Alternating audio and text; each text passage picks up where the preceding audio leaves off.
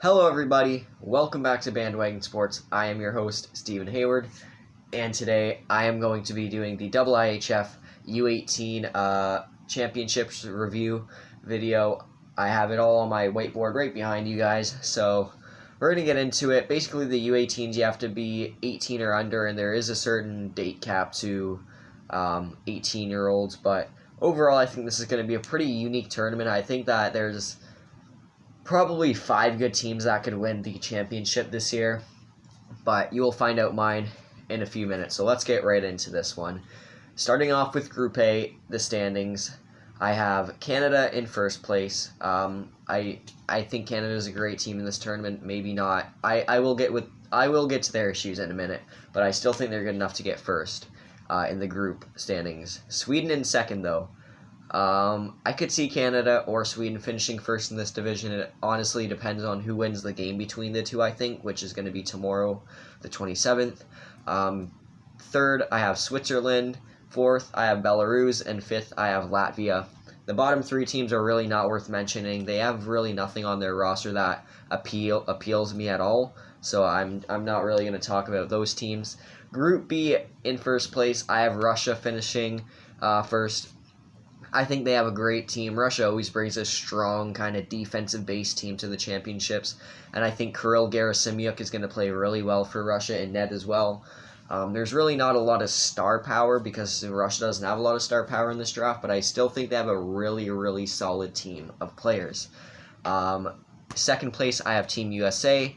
USA looks really good. I was going to do a roster review on USA, but unfortunately I couldn't get that out in time. I tried recording it, but I didn't have enough space, and it was too late to record it again. But I still have them finishing second. They have a really good roster this year. Kind of some of the same issues as Canada, except I think their issues are improved upon. Next, in third, I have Team Finland. Finland has a really good roster as well. Finland has a lot of great players coming out in the draft this year. A lot of good players in the top 4 rounds. Fourth, I have the Czech Republic. They're okay. They're just the Czech Republic. They're always just decent, have a few good players, but can't really do anything in the tournament. And then fifth, I have Germany. The real only player who I can maybe see making a difference is Florian Elias, if he's even playing for Germany. I haven't looked at Germany's roster because it's just really not important. I mean, maybe Julian Lutz as well, who's a player for next year's draft. Mac Malkvist, I don't know. He might be a net. But yeah, so those are my group standings. Let's get into the playoffs. So in the playoffs, it is 1A versus 4B, and then 4A versus 1B, and then 2A versus 3B, and then 3A versus 2B, so on and so forth. So first match, 1A Canada versus 4B Czech Republic. I see Canada winning this game, no problem, pretty much. I'm gonna predict a score of 5-2. I'm gonna go with 5-2. Maybe 5-3. I think Czech Republic can definitely make it a close one on Canada, but Canada's offense, I think, is just going to be too much. So Canada moves on to the second round. 4A versus 1B is Belarus versus Russia. I see Russia winning this one against Belarus by the slightest margin. Maybe 2-1, maybe 3-2. No, I'm just kidding.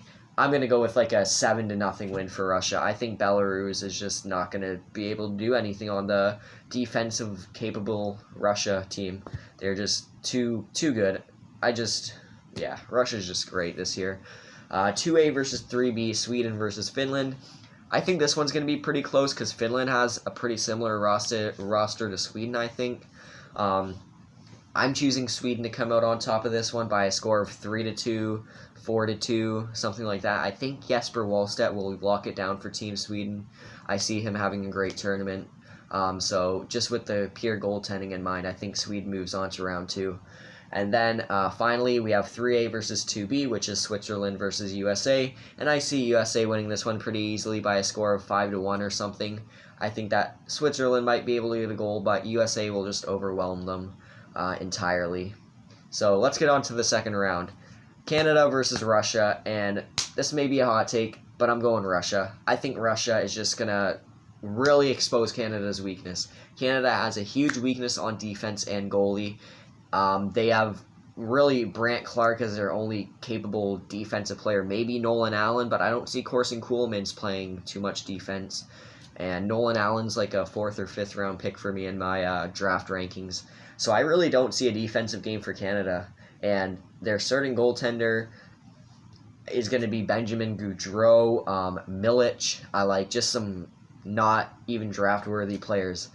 And on top of that, I don't really think their forward depth is great. Like they have good forwards.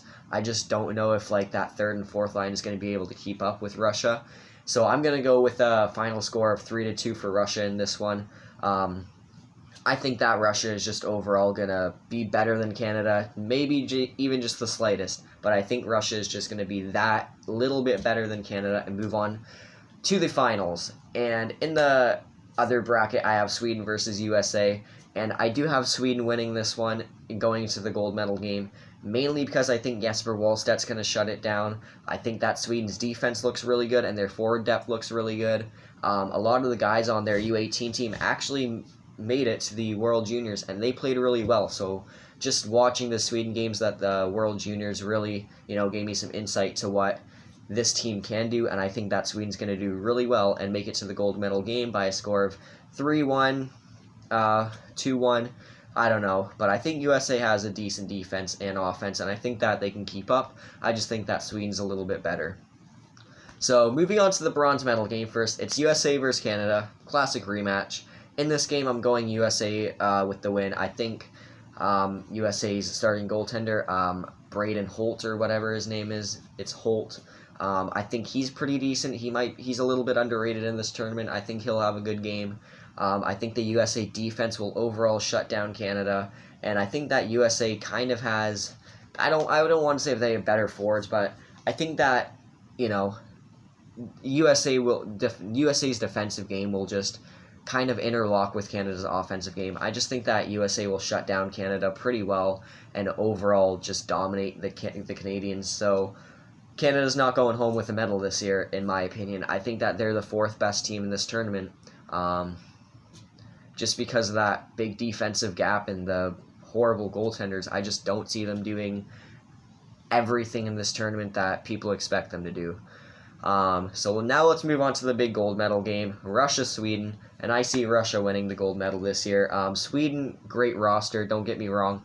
I could easily see Sweden winning this with Jesper Wallstedt in net, but I just think that Russia is going to play an overall solid game. Kirill Gerasimyuk is going to shut it down, and I think Russia's going to come out with like 2-1, 3-2, 3-1, something like that. I just think that the Russian players have a bit more experience in situations like this.